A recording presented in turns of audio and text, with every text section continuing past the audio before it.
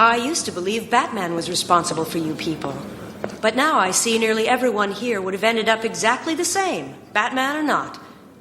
Oh, the gimmicks might be different, but you'd all be out there in some form or another bringing misery to Gotham. The truth is, you created him. Jury, you've heard the evidence. Consider your verdict. Your Honor, in light of Ms. Van Dorn's stirring defense, we have no choice but to find the defendant not guilty.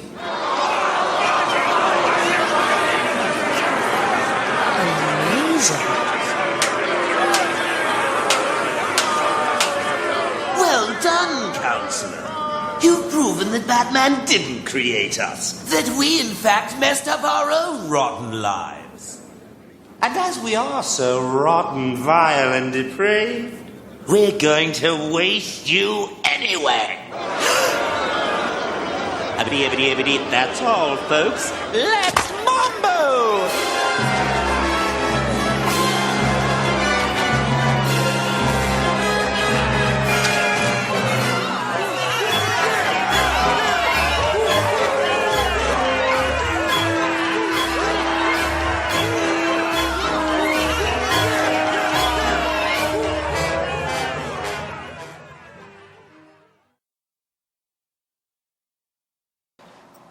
Hey everybody, this is Jordan from Smallville Batcat Shipper. This podcast is part of the Batman Universe Podcast Network.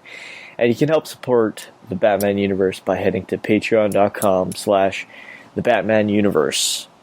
Now, Tim. Dane. So we had the Oscars. Yes, we did. Nothing really that big to talk about. Except another year where a Star Wars movie doesn't win anything. Yeah. Right. One of these years. Well, maybe the third one is gonna win something. Something. At least the technical stuff like The Last Jedi and Force Awakens and Rogue One were nominated for, but nothing.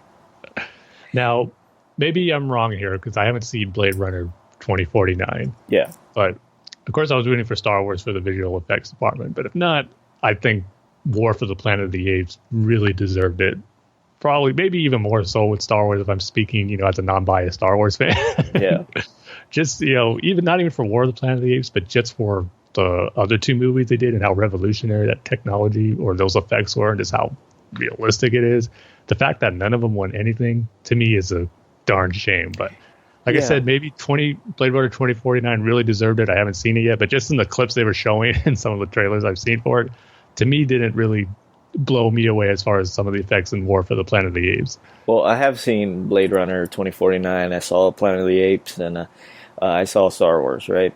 Mm-hmm. And I'm going to have to agree with you, Tim. I don't think Blade Runner 2049 really deserved that Oscar. It definitely deserved the cinematography one.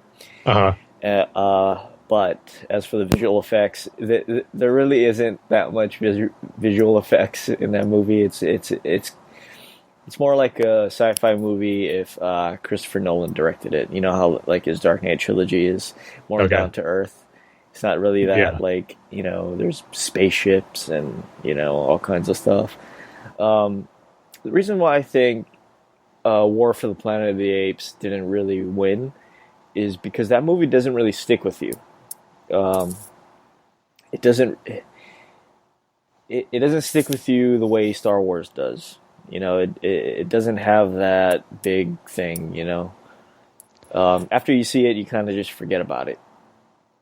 Yeah, I even think too, where it's like the effects are too good that sometimes it's lost that those are CG motion capture performances as apes because it looks too good.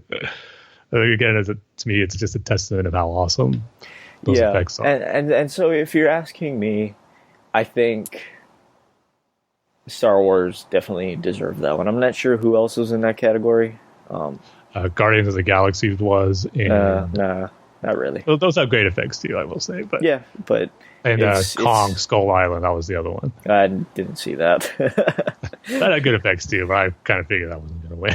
Oh, you saw that? Is that the one with Brie Larson? Yeah. And Samuel Tom L. Jackson. Hiddleston, Samuel L. Jackson, John Goodman. Yeah. Yeah. I really liked it. I mean, it's what it is, a monster movie. It entertained me, so it was cool. Yeah, I saw it on HBO and I was like, yeah, not for me. Yeah. But yeah, they're building up the monster universe. They're gonna have the Godzilla King Kong movie in a few years. So is that really gonna work? I mean, is it? Why not? I mean, they're two monsters. Let's put them together for a cool monster movie. Yeah, but they're two completely different monsters. I mean, I know how Godzilla sort of kind of wins, I guess, the battle is he just That's stays what I in will water. say. He just stays in the Godzilla better water win the fight. Yeah. I will say that right now. Because I don't think, King Kong can swim. And of course, Godzilla could just use his fire breath on him. Oh, yeah, that's right. I forgot. Like, this is like a new,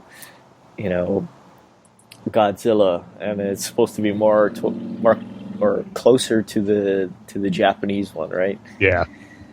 So he has that electrical breath, or whatever that was. Did you see the one from 2014?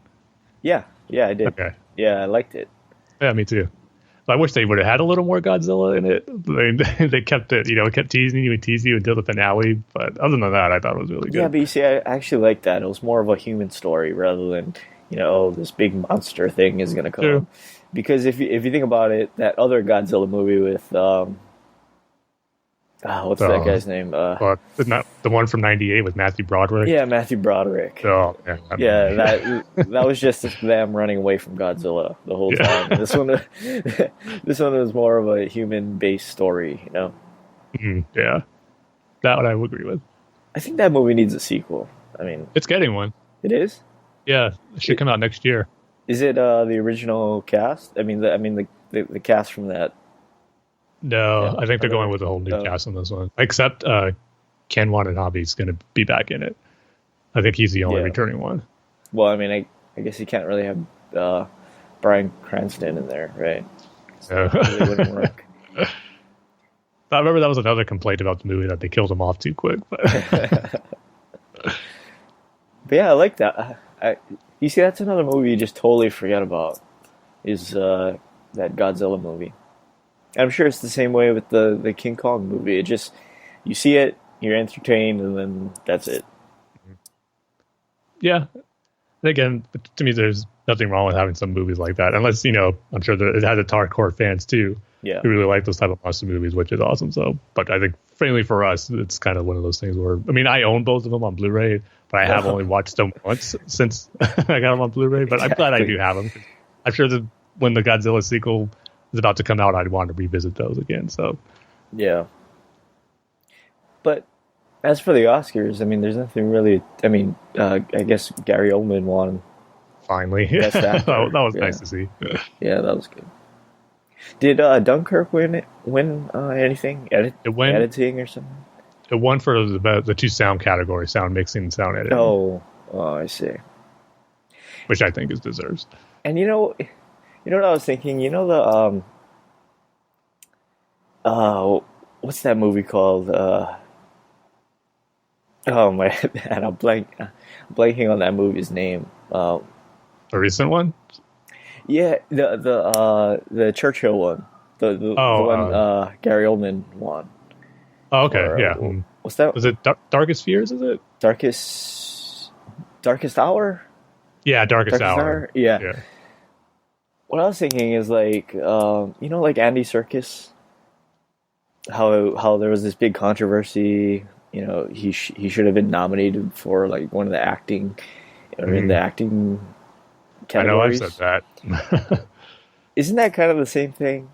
Where Gary Oldman was so like had so much prosthetics on, and stuff like that. Isn't that kind of the same thing, or no? You know what? You make a pretty good case there. I would agree. It is. They're still doing a performance. Gary Oldman doing a bunch of makeup, and Andy Serkis is doing a motion capture. So yeah, to me that should really not play a factor. Listen, if you're giving a good performance, it's a good performance no matter what. And I think maybe a little more so, actually, now that I'm thinking about it, for the motion capture stuff, for the more work they have to do with that. So Hopefully one day the Academy will see and open their eyes that it's okay to nominate someone, a great performance that's a CG character. Yeah, because I was thinking, like, because he's, like, pretty much in that, I guess, prosthetic the whole time, right? Oh, yeah. Yeah, so, like, it's I haven't seen the like movie, but I same thing. imagine so. I mean, at least Andy Serkis was in one of those movies, right? I mean, as Andy Serkis without the CGI, right? So, Yeah. I don't know. Yeah, and then I guess it was cool to see Guillermo del Toro's Shape of Water win Best Picture because I haven't seen it yet, but the fact that it is kind of a more fantasy-based type movie winning instead of your typical drama. Yeah, I wonder how, if that's any good or not. I've heard really good things about it. Then I haven't heard that it's bad, but I've heard some people who kind of saw it later saying, might have been a little too overhyped for them. So maybe kind of going with some expectations in check and not expecting the greatest thing ever. But did you see any of the Best Picture nominees? no, except Dunkirk. That was the only one. Oh, was it? Hold on, I'm trying to bring up a list of the Best Picture nominees. The Shape of Water, Darkest Hour, Dunkirk, Get Out, which is the only one I saw is Get Out. Okay. Lady Bird, Phantom Thread, The Post, and then 3 Billboards Outside Ebbing, Missouri. I was really hoping Logan would get in there. We got Best Adapted Screenplay, which is, we didn't win, but he got nominated, which is cool. Best Adapted Screenplay. Call Me by Your Name. That one. The Disaster Artist. Molly's Game. Mudbound. Yeah, it was even cool to see around during the reading the nominations, hearing the names of comic book writers like Len Wein on there. Oh, really? At the Oscars. For Logan. Mm-hmm. Oh, it's a story by James Mangold based on characters from the X-Men comic book. Yeah, okay. So they read out whoever the creators were? Mm-hmm. Yeah. No. Which is cool to hear. I didn't know it worked like that. Like, you that's considered, even though it's a totally original movie, it's, you still have, it's still based on, or it's still a adapted screenplay. Mm-hmm. Yeah. Even though it's a totally original movie. Yeah, barely where it's, even though its character is not specifically created for that movie, they're taking it from something, in this case comic book, so it still falls into that category. Wait, let me look up the visual effects. Okay. Blade Runner 2049, Guardians of the Galaxy, Kong, Star Wars.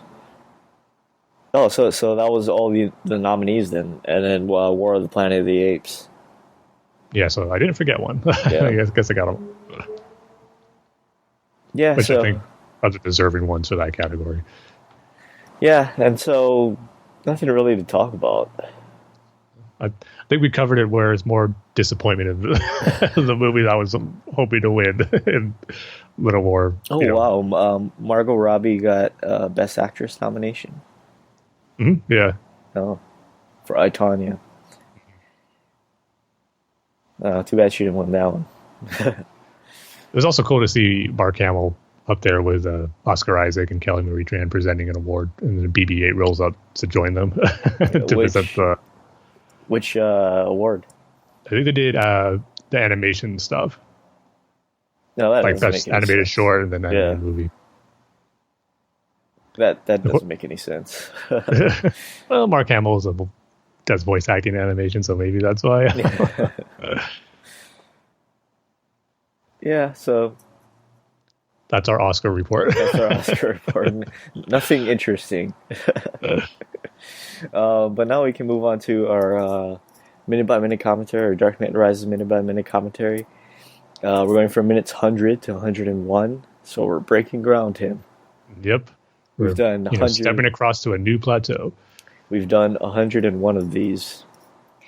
So, of course, as always, grab your VHS copy, grab. You know what I forgot to mention, Tim? I don't know if I mentioned this in our last episode or whatever, but I had to get a USB stick, right?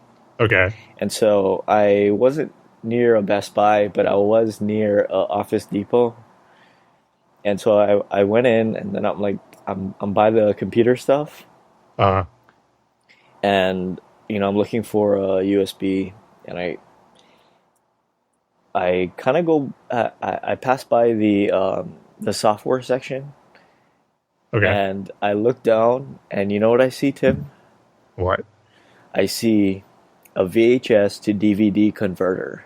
Wow. I don't know how that works. I don't know how you convert a VHS into DVD, but yeah, apparently they make there's a program for that. Yeah, I've heard of stuff like that. I mean, my brother's done stuff like that. Really? He's transferred old VHS home videos and stuff, just to put them on make computer files on them and transfer DVDs with some family members and stuff. But he never got any program stuff. He just did it himself through connecting these two cables to connect the VCR to the PCs or whatnot. I don't know exactly how he did it, but yeah, I was about to say. So how do you connect a USB cord to your VHS player? There's a lot of cables and connections stuff that he used for it. Oh, probably the AV cables have to connect and the ins and outs and all that. Yeah. Yeah. What also surprised me was, or at least when I went into the Office Depot, was how much, you know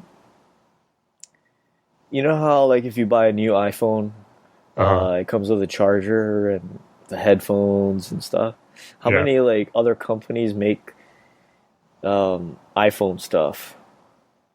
There's third party, third party companies. Yeah, that make the split connector, so you can charge 3 iPhones on one of those little boxes. And the headphone splitter, because the new iPhones don't have the headphone jack, yeah, and the converter to convert your headphone jack or your charging thing and your headphones to the headphone jack and all kinds of stuff. So yeah, surprised me. I was about to ask, how much was that VHS to DVD converter? $9.99. Oh, that's it. Wow. Yeah, $10. There was only one. I only saw one, and it wasn't in the spot it was supposed to be in. Oh, so, it was in the wrong spot. Yeah. So maybe it was the wrong price tag on it. Yeah. So I don't know. If you really need to convert a VHS tape into... So yeah, if you're watching Dark Knight Rises on VHS and you just want to make that next jump in the format, you might want to consider getting it so you can transfer it to DVD. That's kind of funny though. You're converting a dead media format into another dead media format. That is also true. But yeah, just grab your VHS copy, grab your DVD or your VHS to DVD copy. I think that's going to be a new one. Yeah. VHS converted to DVD copy. Grab your DVD copy. Grab your Blu-ray copy. Grab your projector. Grab your Laserdisc. Grab your HD DVD. Grab your Netflix physical media subscription and your GameFly subscription DVDs. And Blockbuster. I totally forgot. Hollywood Video also. Hollywood Video and Blockbuster rentals. So just grab that. Just cue it over to the 100th minute, and I'm gonna give the countdown. So Tim, are you ready? I got all those formats ready to go, synced up, and I'm ready to play on all of them. In particular, the VHS to DVD converted copy. All right, so 3, 2, 1, hit play. The inmates in Arkham are storming out of, or not Arkham, Blackgate. Yeah, Blackgate prison. It's weird. It's right in the middle of the city. It seems like. I think all those people marching out to get VHS to DVD converters. Right now. They just heard about it. They just got to start upgrading the format. You see, they're not trying to rob that guy. They're trying to find his VHS to DVD converter. Because they know only the rich will have it.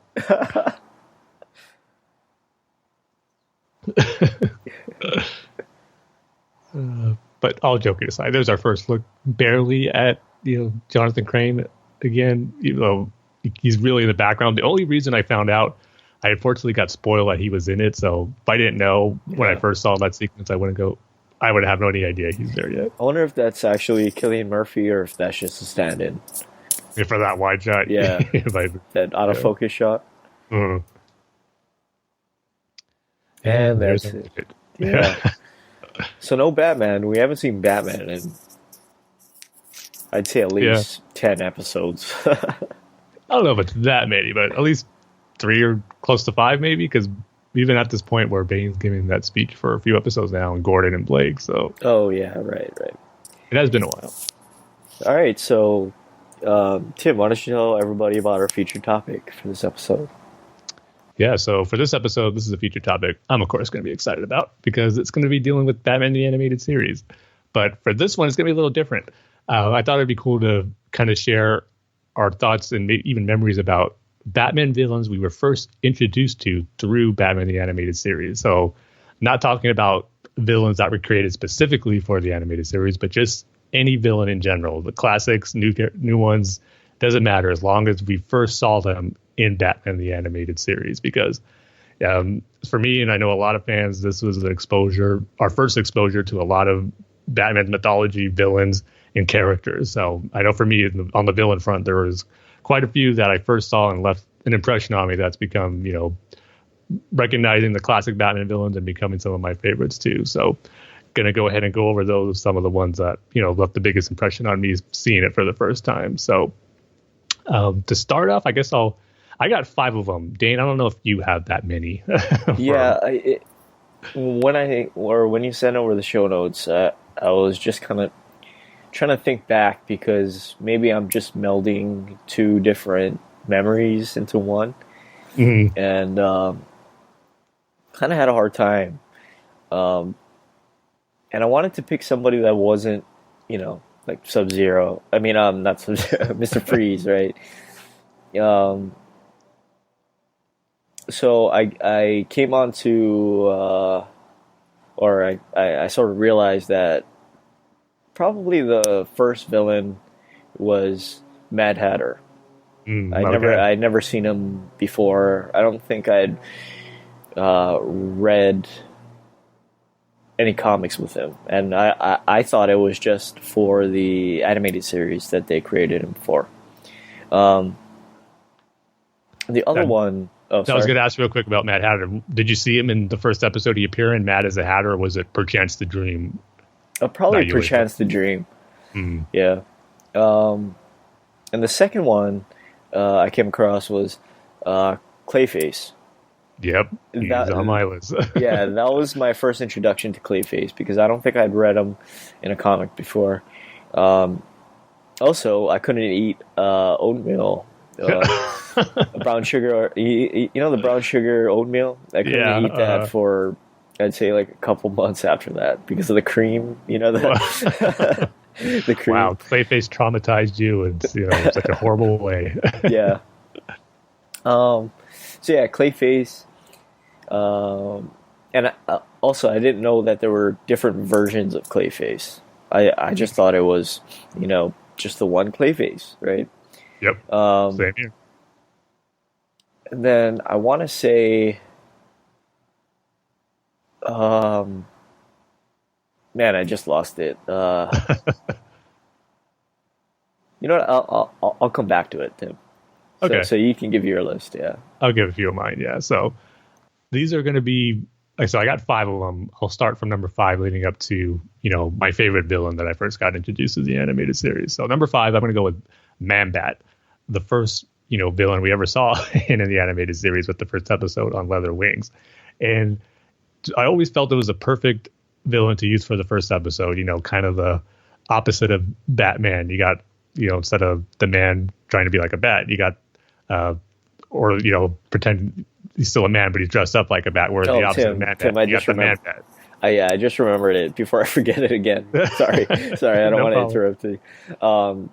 It was Killer Croc. Yeah, I didn't know Killer Croc was in the comics until I saw the Batman the Animated Series. And remind me who was Killer Croc? As far as his real name? Yeah. Waylon Jones. Yeah, Waylon Jones. And the Clayface was Matt Hagen. Yeah, right. Okay. So yeah, that was the other one. And even though you don't want to say the typical answer like Mr. Freeze, was the animated series your first exposure to him? Oh yeah, totally. Okay. Also Man Bat, like you said.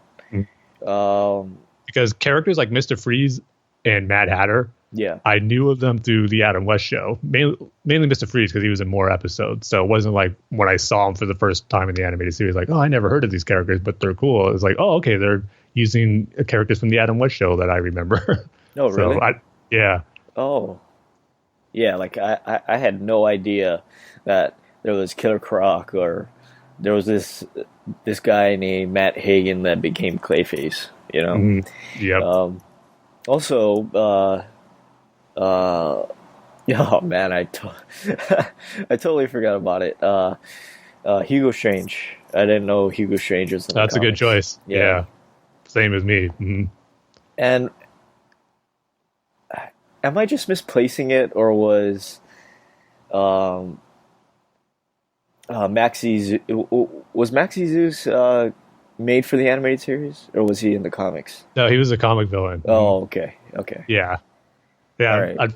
He was one where I actually had him on like my honorable mentions list of where he was one when I first saw him. Like, man, this is a crazy type villain where I'd never heard of him either, and it made me wonder if he was in the comics, and he was. And I remember reading him in the issue of Nightfall. I think it was the second part where everyone's running out of Arkham and he runs into a tree and breaks his nose, something like that.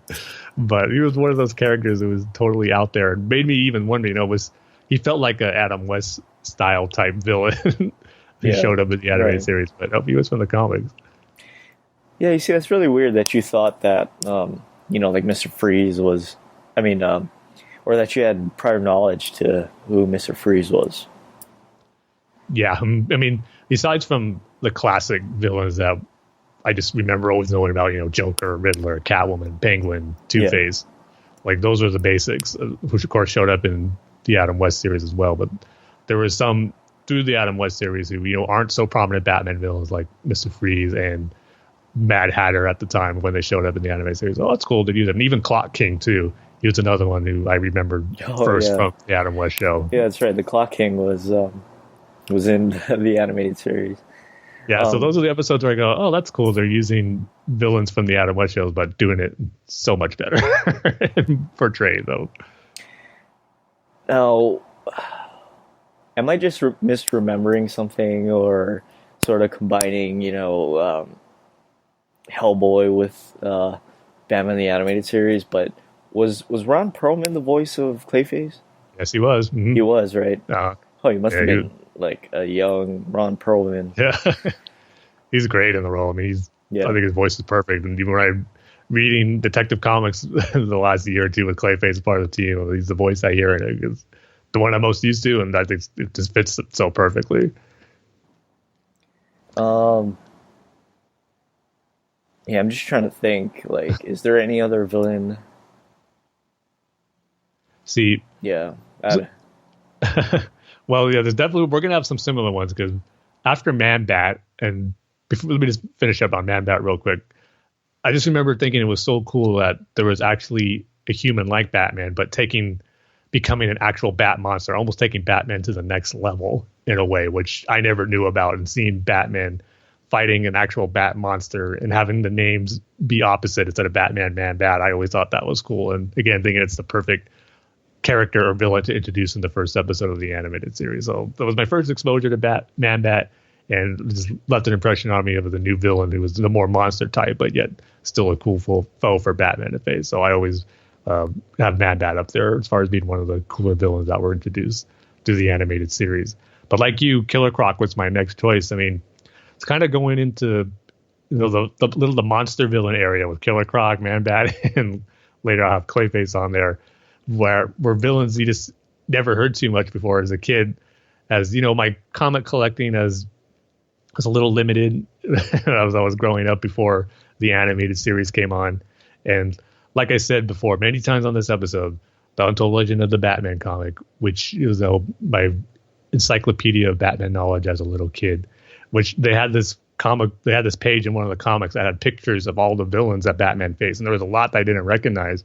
And then once the animated series came on and I would be introduced to villains like Clayface and, other characters, because I don't think Man Bat or Killer Croc were in that panel I was talking about, but there was other villains who I wasn't too familiar with who would show up in the animated series. And I'd always reference that page in the comic saying, oh, okay, so they were older Batman villains in the comics I just didn't know about. So that was my reference guide. When I would see a new villain show up in the animated series, I would go to that comic and check out to see if they were in that page of the Untold Legend of the Batman, where they had a splash page of all these villains on there and see if they were referenced in old comic book characters. So that was my go-to. And speaking of the Untold Legend of the Batman, real quick, just got to give a quick shout out to the Holy Batcast podcast. They just had an episode dedicated to that series, and they did a fantastic job because I said so much how that series is so underrated and so important to me as a Bat fan. And to see it recognized on their episodes and have a good discussion on that was really cool. So definitely check out the latest episode of Holy Batcast on the Untold Legend of the Batman to find out why I love that series so much, if you haven't heard me talk about it enough on here. But yeah, so I got Man Bat, I got Killer Croc. I just remember being surprised with Killer Croc. Oh man, like a lizard type villain part of Batman's rogues gallery. That's kind of cool. But I know they changed his story a little bit with the whole vendetta against Bullock, hence the name of the episode he showed up in, Vendetta. But it was still visually another cool Batman villain to face when I saw him for the first time. Now, for my number 3 pick, Dane, this might surprise you. I don't know if it's similar for you, but this is probably the most well-known Batman villain that I was introduced to the animated series. It's the Joker, right? Yeah, yes. I never heard of him before. I was so surprised and even kind of confused. Why would this clown cause so much trouble for Batman? It doesn't seem realistic for him. But no, it was actually Ra's al Ghul. Really? Yeah. I've never really heard of him until that. I mean, he showed up at the very end of the episode Off Balance, where Batman met Talia and they had to fight Count Vertigo, and he shows up at the end. And I didn't know who he was. Like, oh, okay, they're teasing a new villain to show up later on. And there was a few episodes a few episodes he had to wait until he showed up again in the 2-part of the Demon's Quest. And if I remember right, I think I missed them when they first aired, so I had to wait till they showed them on repeat. I just remember talking to some friends when they said, oh, you didn't see the episode, the new Batman episode where they had Ra's al Ghul, and who's Ra's al Ghul? Like the guy who they teased at the end of Off Balance, like he came back. I'm like, oh, okay. But then seeing those episodes and this, after really liking those episodes, and again, going back to that page on the Untold Legend of the Batman, Ra's al Ghul's face was there. It's like, oh, okay, so he's another one of a old classic Batman character. And then finding out just, how big that story was when it was written by Denny O'Neil. And just how I remember that was one of the first comics or episodes of Batman the Animated Series where I found out how much it was like the comics it was adapting from. Just how a lot of stuff was beat for beat in some of the stories, especially in that first episode where Batman is looking for Robin. And then, of course, the finale with Batman and Ra's al Ghul's duel, and just how much they took from those comic books. So that was my first exposure to Ra's al Ghul and just how important of a Batman villain he was. And then, of course, his legacies that he's carried on since then. So Ra's al Ghul is probably the biggest one that I got introduced to through the animated series. And then number 2 on my list is the one you mentioned, Dane, Clayface. I remember just being blown away of a villain that was like Clayface, seeing it for the first time. And even though it's kind of late, or not super late, I should say, but it's a few episodes away in the episode order of Batman the Animated Series, but it aired during the first week of its premiere. So you know how the air dates are always airing episodes out of order from their production standpoint. So Feet of Clay aired the first week of Batman the Animated Series run. It was a 2-parter. We got Tuesday and Wednesday. I remembered when they aired. And I just remember seeing Clayface show up for the first time and just being in awe of his powers of shape shifting and the weapons he can create. I mean, I remember seeing when he created like those metal blades coming out of his hand for the first time. I was like, wow, this is like the greatest Batman villain ever. I mean, he's unstoppable. I just remember my brothers being so excited that when we, as little kids try to play Batman and certain villains, we all want to be Clayface, like, because he'd be the unstoppable villain and no one can beat us. So Clayface blew my mind when I was a little kid. And he was, again, one of those characters who I found out, okay, he has the history. If I didn't find out till like you way later that there was multiple Clayfaces, and then good, I wasn't the only one. No, yeah.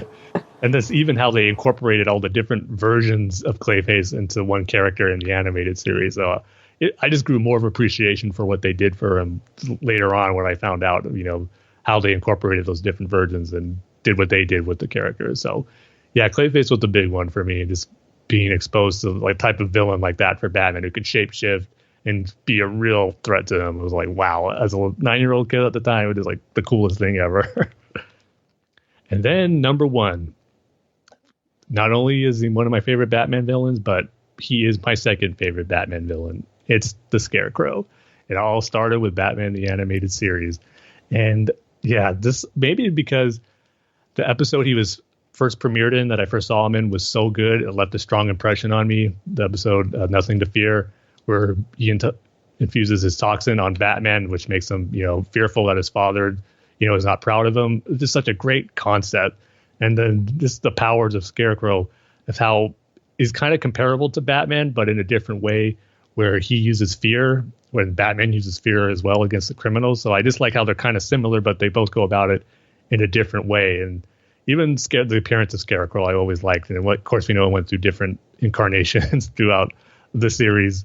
It just got better and better. But there's the concept of the character and the way he looked, even the voice acting for Scarecrow, I always, even as a little kid, always appreciated and liked too. So my love for Scarecrow all began with Batman the Animated Series. And, one of the many reasons I'm thankful for it is how important this series is to me. It's exposing me to all these great new characters and villains at the time that I had no idea existed. Because I got to say, even as a little kid before Batman the Animated Series came on, I considered myself a big Batman fan and thought I knew, the gist of the character and most of his rogues gallery. But boy, was I a naive little kid thinking that, because the world of Batman was just opened up in great new ways that I never knew existed as it introduced these great characters. So yeah, it's just, as I think about it right now and thinking of this list, is just how amazing not only Batman's rogue gallery is, but just what an awesome job Batman the Animated Series did introducing them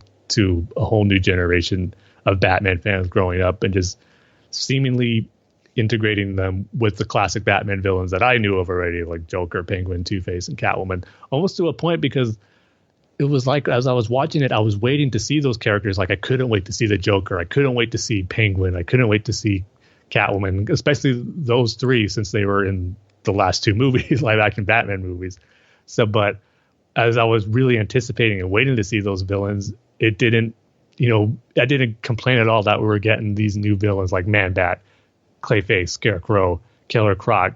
As I waited to see those classics villains, seeing these ones being introduced to me for the first time, it was just awesome. Where it wasn't, I appreciated what they were doing, and that's why I just love the series so much. Introducing these characters to me for the first time that have become, just classic Batman villains in their own right, a lot of them, and they just make up what is arguably, and to me, I don't think very arguably, but you could probably do it, make an argument with Spider-Man and his rogues gallery, but the best rogues gallery in all of comics, probably all of fiction too, is Batman, and I got my exposure to it through the animated series, which I am forever grateful for.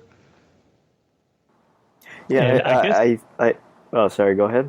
I'm sorry. I mentioned how Maxie Zeus was on my honorable mentions list. Yeah. I forgot to mention the ventriloquist too, because he was another one that I first got introduced here and didn't think he'd be a comic book villain who showed up before, but there he was. But my first exposure to him was the animated series, and now I wouldn't say he's up there with the classic Batman villains, but he's a known one who, it's always fun to see pop up in certain stories.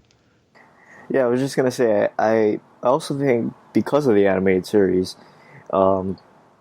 it it sort of like raised the, I guess, the profile of these villains. Whereas, Definitely. like, I think if it wasn't for the animated series, these villains would just, you know, just be used as a bit part, backup story. You know. Mhm. Yeah, because you're right. Where if this was really, if Bruce Timm, Alan Burnett, Eric Radomski, and Paul Dini, if they weren't involved as the big comic book fans that they were, I don't know if we would have gotten this. Where, let's say, Warner Brothers just put anyone in charge of the series, and they're just all they cared about was marketing with the movies and creating toys for it, not about the stories and stuff. We probably would have just gotten story after stories with those classic Batman villains we know about all the time, and we would just get repetitive.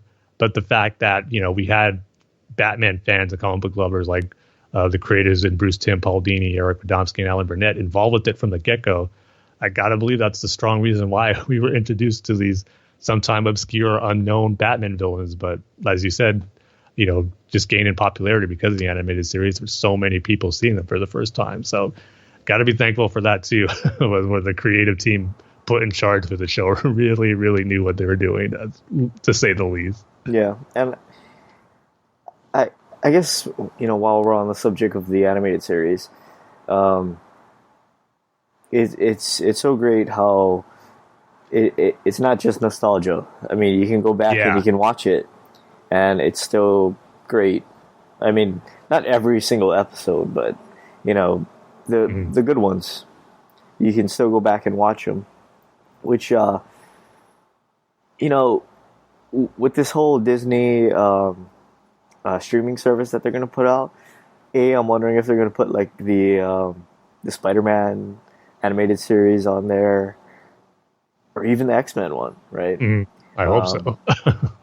I'm just wondering if like those animated series, like if you go back, I wonder if it's just nostalgia and you just don't get it nowadays, or if it's still good.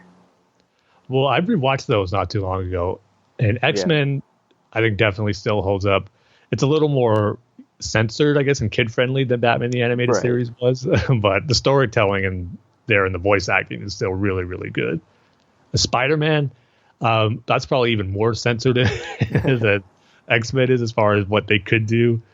But man, the animation does not hold up a lot in the episodes, sad to say, because that was one of the early shows that incorporated the 2D with the 3D backgrounds, and a lot of it doesn't look good. And then later on, they would recycle footage a lot, and it got to a distracting point where like, man, I've seen this too many times already. But there's still some great stuff in Spider-Man the Animated Series. I still love it, but doesn't hold up quite on the level as Batman the Animated Series. It's just timeless.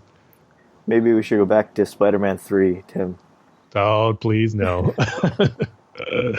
Please no. I should probably talk more about the animated series of Spider-Man than going back to Spider-Man 3. Yeah.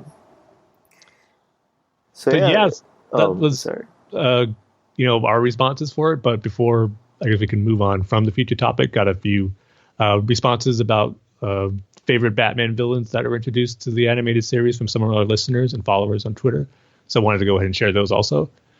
First up, we got a response from Osang at what Osang saw on Twitter. She said, definitely Harley Quinn, also the Mad Hatter. And then Deron Murphy at Deron Murphy says, my Batman fandom was cemented when I was introduced to Mr. Freeze and Two-Face through the animated series. The show did an excellent job in capturing the villains' personalities. 100% agree with you there, Deron. And then the Doctor at Dr. Girlfriend says, Batman the Animated Series was my first Batman anything, so I was introduced to all the villains through it. My favorites have always been the Scarecrow and the Mad Hatter. I love Scarecrow's hammy personality and second spooky costume. And the Hatter episodes were so tragic on his loneliness, it was relatable. I'm still disappointed they never had a team-up episode. They were both theatrical, had similar themes in their costumes and weapons, and were always hanging out together in the background of episodes. And yeah, that was a great point by the Doctor, because I never really thought about how good a team-up episode the Mad Hatter and Scarecrow would have been. And she's right. There's definitely a lot of episodes like Trial where there's a lot of villains together. You always see the Mad Hatter and Scarecrow kind of in the backgrounds. But I would have loved to have a Mad Hatter and Scarecrow team up. I mean, that would have been awesome. But, as we got in the responses said, how Batman the Animated Series was just cemented fandoms and was their first exposure to all the villains, not just a few of them. I mean, I think that's even more awesome for a fan to go through, to have a set of the villains, or along with the villains that we've mentioned, but to have your first exposure to the Joker and Two-Face be through the animated series, and knowing how such a phenomenal job they did with those villains. I mean, you can't ask for a better first exposure to villains like that than the animated series. So that was awesome to hear. So thank you guys for responding to and letting us know your choices of what your favorite villains were from the animated series and how you're exposed to them. Some cool stuff. So thank you for chiming in. And what about Jim Bob Squarepants, whatever his name is? Yeah, we didn't get a response from Jim Bob this time, but maybe he just missed the tweet. Oh no. It's just fun saying his Twitter name. Yeah, Jim Bob Squarepants. That's it for our feature topic for this episode. It's a good one, Tim. Oh, thank you. But now we can move on to our news and discussion topics. Not really that much, but I guess the biggest one is that I guess it is keeping in with the villain theme we have going on for this episode. Yeah. Or maybe what they're gonna do is they're gonna make her, just as Wonder Woman's friend, and then at the end they're gonna make her into a villain. I don't know, because, well, first off, I guess we should say, Kristen Wiig has been cast as Cheetah in Wonder Woman 2. And if we didn't get the tweet from Patty Jenkins yesterday, I would maybe kind of go with that theory, or have a little more, reason to believe that might be the case. But the fact that Patty Jenkins confirmed Kristen Wiig has been cast as Cheetah, saying, in the tweet, I think she even had the hashtag of Cheetah in there, it made me think that Cheetah is going to be the big villain of the film, as far as not just teasing it at the end, but at some point, maybe in the middle, we'll see her transform into Cheetah. So I'm kind of thinking she is going to be the focal point of the movie as far as the main villain goes. Yeah, and that's the problem with Wonder Woman. My only problem with Wonder Woman is that it doesn't have a memorable villain. It's, Ares. So maybe Kristen Wiig is Cheetah will be a good thing, Yeah, I mean, I'm excited for it because it just coming off the recent Greg Rucka run on Wonder Woman when Rebirth started, how Barbara Ann and Wonder Woman started out as close friends and being one of the first people, she interacted with when she came to Man's World, and just, how close they were, but then her becoming Cheetah and obviously becoming enemies and causing problems with that friendship. So I kind of hope they do go in that direction, where we do see her as Barbara Ann for a little bit first and show that she is a friend of Diana before she becomes the Cheetah.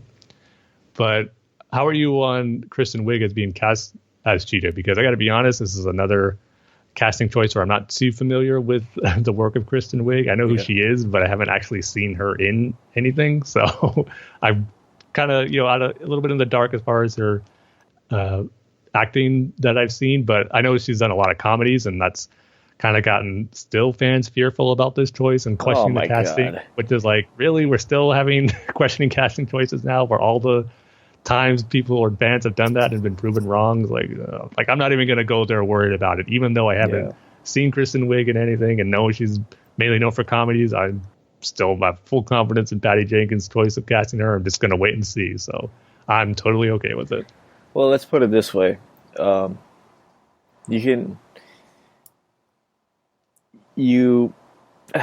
sorry. I'm just going to say it. Wonder Woman is the best DC movie right now. It's not Man of Steel. It's not Batman vs. Superman. It's not Justice League. And it's definitely not Suicide Squad. Well, I can make an argument Wonder for Woman, Man of Steel, but that's not really discussion. No, I don't think so, because that movie falls apart towards the end. Wonder Woman is a complete movie. Yeah, it doesn't have a real memorable villain, but Wonder Woman, a superhero movie shouldn't be about its villain. Wonder Woman is the best movie that DC has put out, and they needed that movie really, really badly to be really, really good. So, with that being said, anything Patty Jenkins does is right in my book. It doesn't matter what Kristen Wiig has done before. Like you, I haven't really seen her in anything. I haven't really even seen her on SNL that much. Yeah, me neither. I really don't watch SNL unless there's a good music act on. And even then, I forward through all the skits. Yeah, so anything Patty Jenkins does from this point forward is good with me. And she made a great movie, and I trust that she'll make another good movie, and I trust that she'll cast the movie really well, which she has shown to have already done. So, yeah, I'm totally on board with Kristen Wiig. I don't really have any objection. I can't have any objection because Patty Jenkins made the best DC movie right now. I'm sorry, that's just the truth. It's Wonder Woman is a complete movie, and it's a great movie. So I have no complaint. Right there with you. So now we'll just gotta wait to see as far as see her in action in Cheetah as far as first pictures and trailers and all that. So I think they're supposed to start filming this summer if I read right. So yeah. I don't know, maybe we'll get some set pictures and all that. And it's actually pretty good to see, an actress being cast, like, Kristen Wiig being cast, and people not complaining about her hair color. Well, they find something else to complain about, which is equally as frustrating. It's like every, like Poison Ivy. Okay, so Jessica Chastain, right? Because she has red hair. Or Lois Lane, it's black hair, so a brunette actress, right? So only brunette actresses can play Lois Lane. Because there's no such thing as dyeing your hair. No way.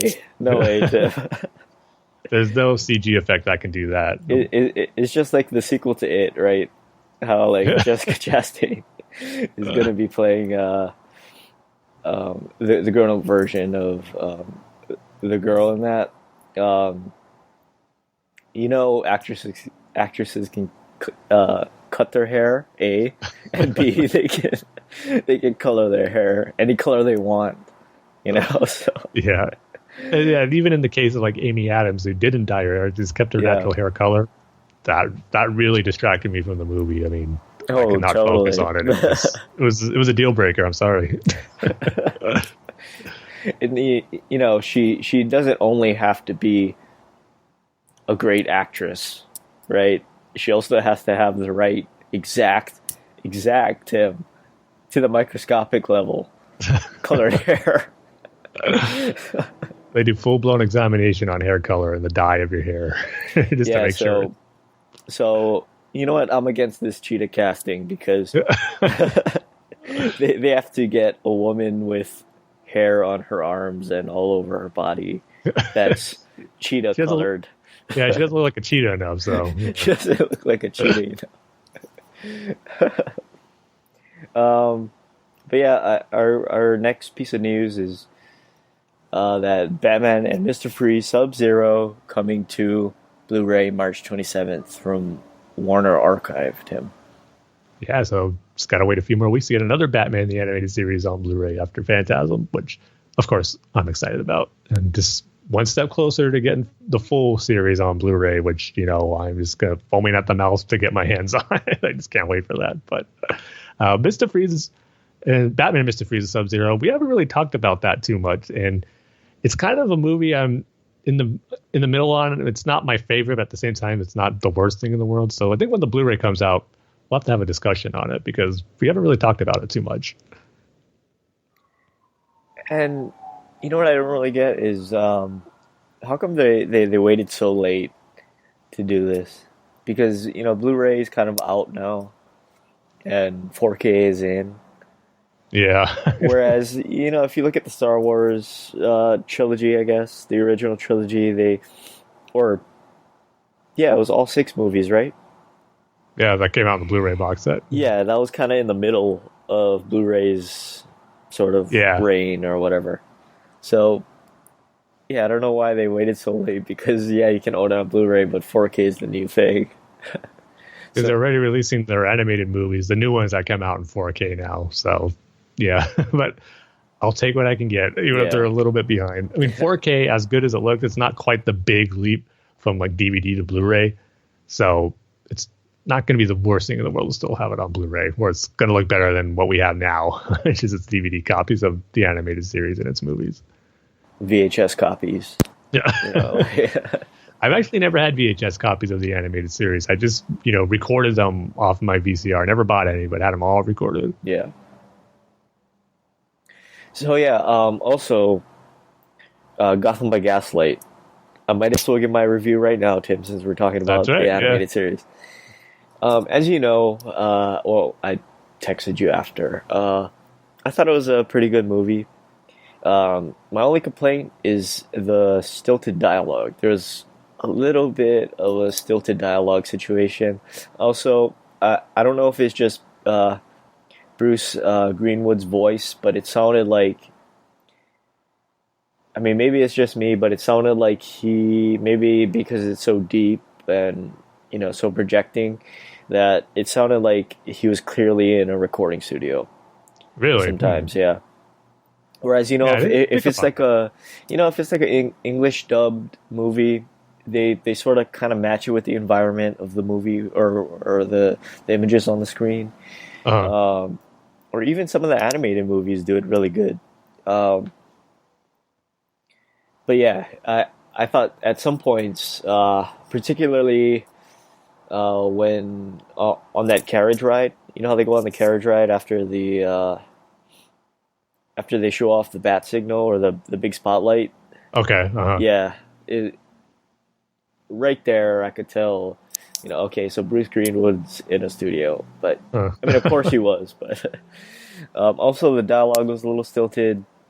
It sounded like they didn't know which way they wanted to take the dialogue. Okay, so is it going to be just how we talk now, or is it going to be that old English, the Victorian era English, right, where it's it's different. It's a different type, and they tried to combine the two, is what they tried to do, and sometimes it was that full blown old English, and it just didn't work with the so now it's current day English, right?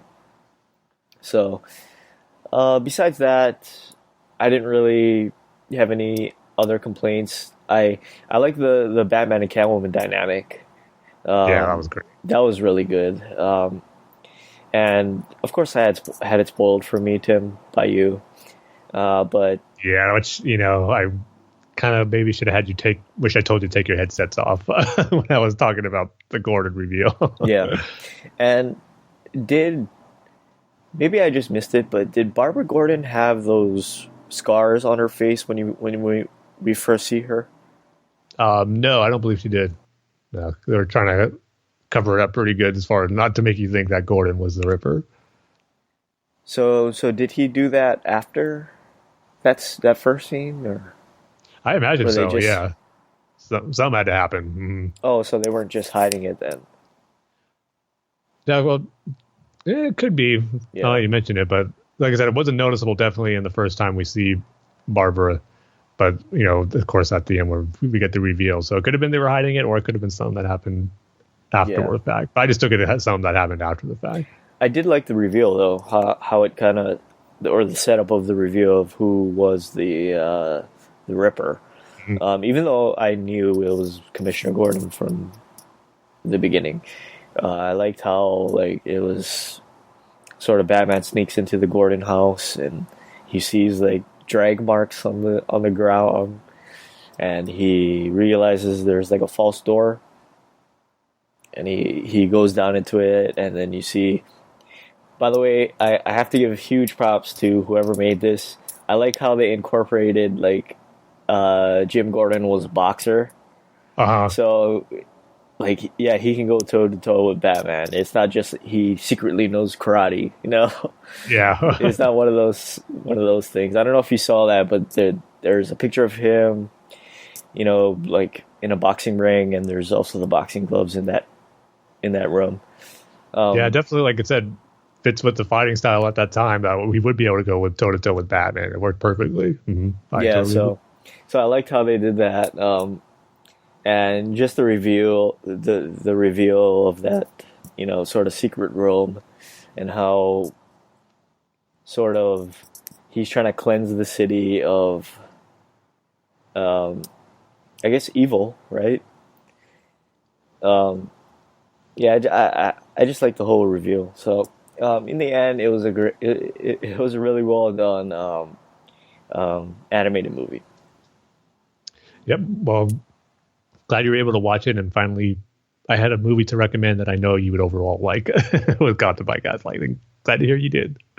Yeah. So hopefully it's a trend that can continue with the next animated movies coming out. Yeah, and hopefully they don't add stuff that's really inappropriate to the original story, that they try to do an animated movie for. Gee, Dane, I don't know what you could possibly be talking about when you're saying that. That was... if The Killing Joke wasn't such a great graphic novel, and they didn't do a scene-by-scene recreation of it with Mark Hamill and Kevin Conroy, I would have stopped watching that. Yeah. I mean, for some people, that doesn't even save the movie from them, but it does make it, when it gets to that actual Killing Joe stuff, it does make it watchable. Yeah, barely, Tim. It barely does.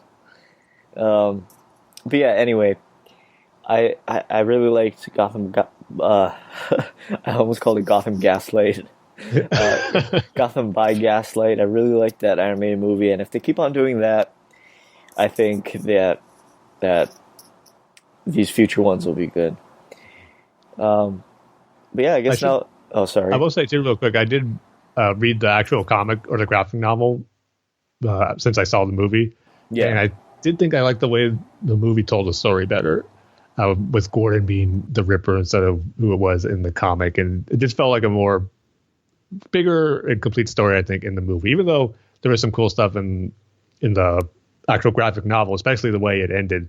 The showdown was totally different with Jack the Ripper than in the movie, but it was still cool and tied in more with Bruce and the murder of his parents, which is cool. But overall, I think the movie did a better job with, telling a Batman story in that era and that setting.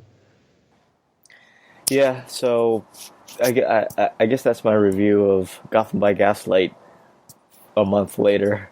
Hey, it's never too late to see a Batman animated movie for the first time. But our next piece of news is there will be 2 new Batman Elseworlds coming from DC's new Black Label. Yeah, so DC's announcing like a few new lines of books they're going to be putting out. I mean, they had one like DC Inc. and the Zoom line, which, some of them are going to be geared toward more younger audiences, but the Black Label is going to be on, geared towards the more adult stories and adult audiences. And there's 2 Batman books that were announced.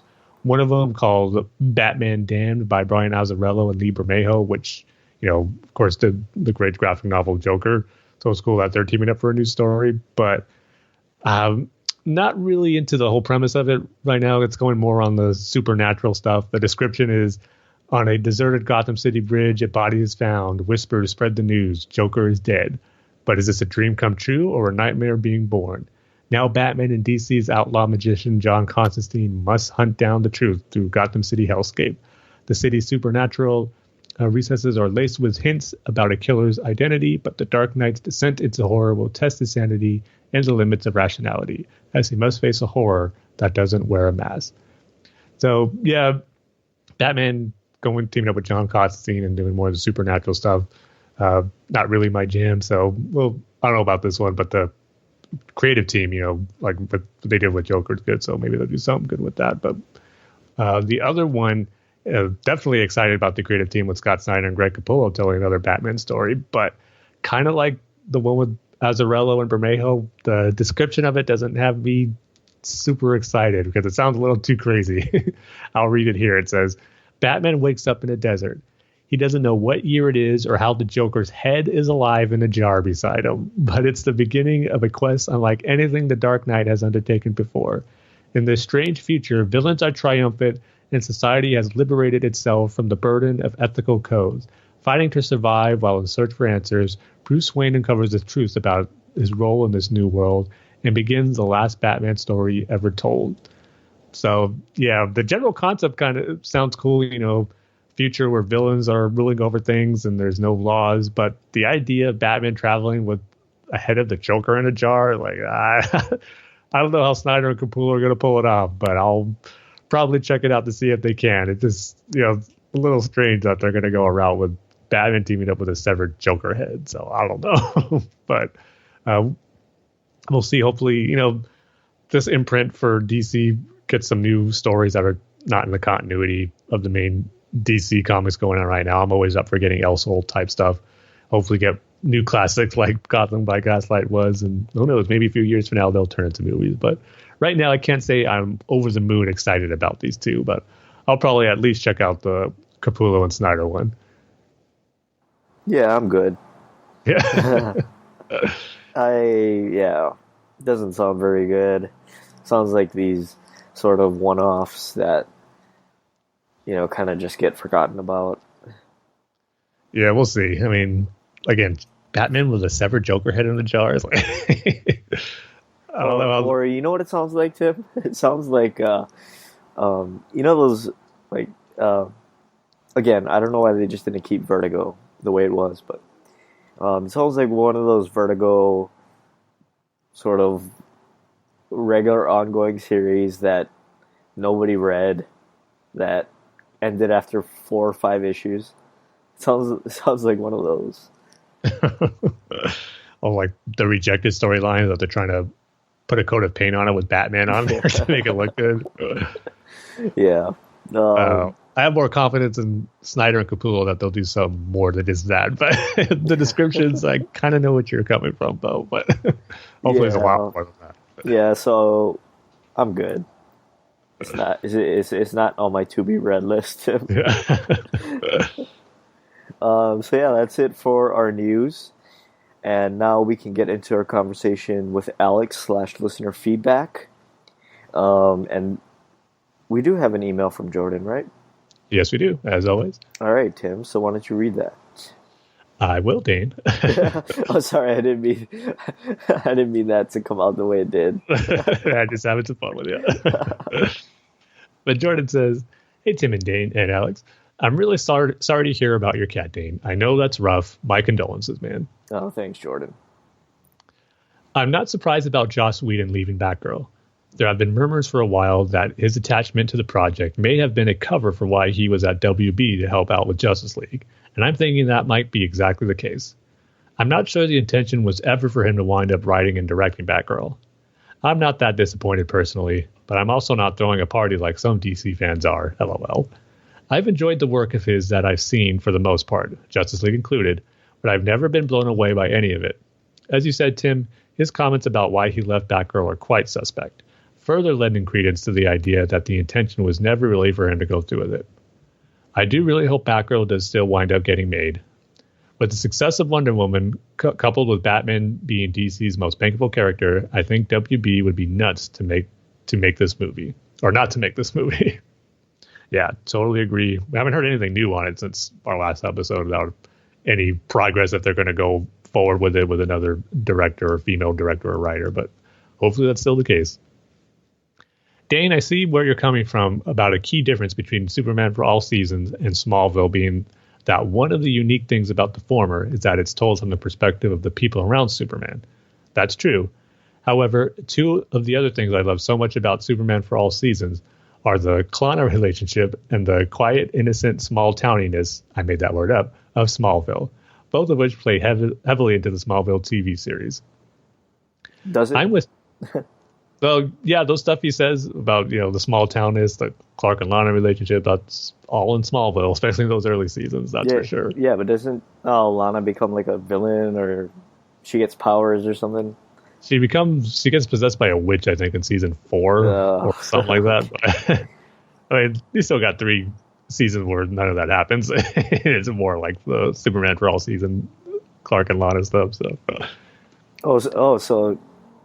from the beginning, you sort of know that it's not going to work out. Well, I just even from a Superman fan standpoint, I knew it's not going to work out because he's going to be with Lois. That's going into the show. I knew it was kind of always me thinking, okay, how is the relationship going to end? I went into the series knowing or expecting that to happen. Yeah, pretty much. Okay. So I would have been more surprised if the series ended with him and Lana being together. You know what? They should have just done that. I mean, they should have just had them, be together at the end. If it lasted only those 4 seasons, that would have been a good cap off. But as soon as they introduced Lois into season 4, it's like, okay, well, I know this is where this is going to go. And I'm not complaining because that's where it should go. Clark and Lois, that's how it should be. So I don't mean to completely sidetrack us, but I mean to completely sidetrack us, Tim. So when Lois gets introduced into the series, what happens with Clark and Lana? See, if I remember right, because Lois got introduced into season 4, and her and Clark kind of like they didn't really like each other, or at first, or mainly Clark didn't really like Lois's personality too much, even though they became friends. But Lana was in another relationship with someone else that season who tied into that whole, I think, witch subplot they had going into that season. So, but yeah, Lois didn't throw a wrench into things, kind of like where Clark and Lana were together, then Lois came and ruined everything. It wasn't like that at all. They were Clark and Lana already having their ups and downs by the time they were at season 4. So, so there wasn't any scenes with like Clark longingly looking at Lana and her new boyfriend, and there's like a song playing, and it's all slow motion. I'm sure there was. Come on, I think there has to be. You see, that's my big problem with Smallville in general, is that Clark is going to end up with Lois, right? Mm-hmm. And I don't know why they sort of keep on interjecting the idea that maybe there's a chance between Clark and Lana. Mm-hmm. I just don't understand that. I know what you're coming from. But at the same time, it's like, I'm there for the journey to see what happens in Clark's life to get him with Lois. So. I'm there for the journey. And also, I think I haven't watched every single episode of Smallville, Tim. I don't know if you know this about me. But also, it's the fact that the Lana story and Superman for All Seasons, she knows she doesn't have a chance, and it's from her perspective, and things have ended. Clark has moved on. Lana's still in, I believe she's still in Smallville, and she realizes that, and she realizes that it's over between them, and they never had a chance to begin with, and maybe that's why I think Superman for All Seasons and Smallville are different. I don't know. Well, yeah, there's definitely big enough differences, but at the same time, the similarities, where they got some of their ideas from and stuff, they're taking inspiration from with that story as well. So, yeah. Especially when you go on for 10 seasons, you have to change a lot. So Lana's in all 10 seasons then? You have 10 not seasons. all of them. Not all of them. No. Oh, okay. So I was about to say you have 10 seasons of Clark longingly looking at Lana and vice versa. Like, I believe she left after season 7, if I remember right, then showed up here and there throughout the remaining seasons, but never a full-time cast member. Oh, I see. they must have run out of ideas for her. Because or the actress got tired of it. Oh, yeah. It was a little of both, I'm not sure. But Jordan continues saying, I'm with Tim on Man of Steel. I love pretty much everything about this film. It's my favorite non-Batman live-action DC movie ever. I think it's such a beautiful inspiration and moving film.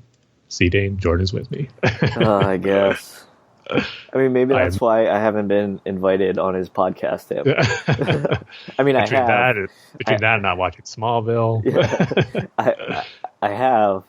And it's going to be about Superman for all seasons. But now I can see why it's taken so long, because we disagree on many things. Hopefully when I'm on his podcast and we talk about Superman for all seasons, Smallville doesn't come up. Oh, you know what's going to come up. In fact, I'll be disappointed if it doesn't come up. So, so it'll be a 4-hour argument about how Superman for all seasons and Smallville are different.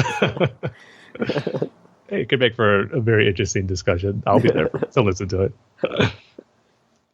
As Tim alluded to, Smallville actually did explain how the Kents were adopted or were able to adopt Clark.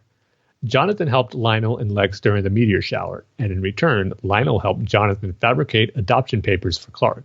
However, Lionel then was able to use that to blackmail Jonathan into convincing the Rosses to sell their factory to him.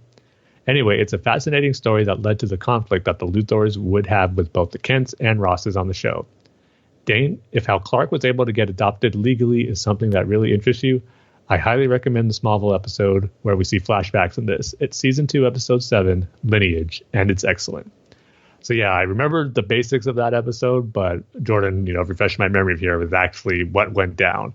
And I do remember that being a really good one, actually, with those flashbacks with the Kents helping the Luthors after the meteors first hit, and Lex was affected by it. And then, in turn, Lionel Luthor helping the Kents out with adopting Clark, and then coming back for payback in the present time period. So that was a really good episode. I agree with that one, Jordan. Yeah, but I mean, I know that's the Smallville way of doing things, but I'm just wondering, like, let's say the Christopher Reeve Superman, right? Mm-hmm. Like Lex Luthor, and I guess Lionel Luthor is in that too somehow. Maybe he's just off screen the whole time, but I'm just wondering, like, because they don't have any prior connection, right? Oh yeah, you're right. Mm-hmm. So, like, how did it work in that movie? Mm-hmm. Well, so yeah, kind of what I was saying. Is it really that big of an issue if, like, a couple found an abandoned child and they couldn't find their parents and they end up adopting them? No, it's a total non-issue. I just brought it up because I was just wondering. Well, Smallville definitely made it more interesting, I will say that. Yeah, and it seems like, I mean, you mentioned it, Jordan has mentioned it in past emails, and you've certainly mentioned it a lot. It seemed like Smallville should have ended after, like, the first 4 or 5 seasons. Yeah, I would say after 5. Really? And if they wanted to, like, do a spin-off of, or continue, like, with him actually being Superman, like, call it Metropolis or something where he's Superman, not prolonging the inevitable of him not becoming Superman when he should be. Oh, so that was the big thing. Like, okay, so after season 6, he's going to be Superman, and he wasn't Superman. Was that not that they were ever hinting that, because we all knew the end game was, like, the final season, the final episode, whenever that would be, he would be Superman. Yeah. It's just that, the series kept prolonging and going on and on where he should be Superman already. So it's like, end Smallville, but if you want to continue this version of Clark's journey, do a new TV show with it where he actually is Superman. Right. At least that's how I would have liked to see it. Yeah. But Jordan continues saying, well, Lego DC Superheroes The Flash only just came out, and now we've also got the trailer for the next Lego DC movie. This one in their DC Superhero Girls line. While I wasn't a big fan of the first entry in the Lego DC Superhero Girls film series, Brian Drain, or either entry in the regular DC Superhero Girls series... Wait, let me read that again. I think I repeated myself. But. It's Brain Drain, Tim. Okay. Not Brian Drain. Yeah, see, I'm mixing up my words right here. Brain Drain, or either entry into the regular DC Superhero Girls film series. But I'm quite a bit more excited for the next one, Lego DC Superhero Girls Supervillain High. Why? Because Catwoman is going to play a major role in it. I don't recall if she's appeared in a non-speaking cameo role in one of the previous DC Superhero Girls films, but this is certainly the first time she's getting a big role in one of them. And I can't wait. We're just 2 months away from the digital release as of my writing this. I also saw on Twitter the I guess it was promo images, but they had Catwoman in her wedding dress. Mm-hmm. Yeah, And they just released those images this week. yeah, I'm just wondering, like, if they got an actual dress designer to design that, or if Mm-hmm. that's just like somebody just came up with that at DC. Yeah, well, maybe it's the artist who's doing it got references from a Yeah. wedding dress designer to Oh yeah. with the design of it. So yeah, I don't know if they'll ever So say that, but I'm sure that's probably what so when happened. is this wedding thing? It's happening in Batman number 50, which should be in, what is it, June maybe, when that one would be out. See, we're on issue 42 right now. We Yeah, got so 2 months, so 4 a months. little after June probably, Oh yeah, I sometime in the guess. summer. So I'm just heartbroken for Jordan because it's gonna be bad. As long as it's not the wedding issue where it's, I guess, like cold feet and they never actually get married, and like runs off from the Oh, wedding. That would be a oh travesty, no. Jordan. Well, at least let it last a little bit. Because I'm thinking about Lois and Clark. How many times have they been together? They've gotten married. There's been a reset. Now they're not married. Now they don't know each other. Now they've never met each other in their entire history. Well, now they have though. They're back to being married and all that stuff. Yeah. They retconned it again, so it's back to where it should be.